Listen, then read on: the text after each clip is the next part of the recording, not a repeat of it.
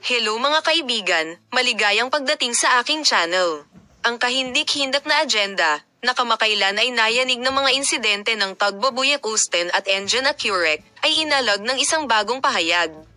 Di umano, ang isang pulong na inilihim ni Tagbabuyak Usten ay nakakuha ng atensyon ng media at ng kanyang malapit na bilog.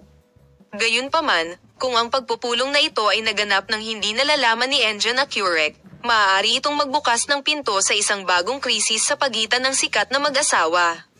Di umano, si Tagbabuyak Usten kamakailan ay nagkaroon ng pribadong pagpupulong sa isang kilalang legal na tagapayo at therapist sa isang liblib na distrito ng Istanbul. Ang layunin ng pagpupulong na ito ay maaaring gusto ni Tagba na gumawa ng mas mapagpasyang hakbang sa mga legal na usapin tungkol sa kanyang mga anak at upang madaig ang mga psikolohikal na epekto ng kamakailang mga demanda na kanyang naranasan.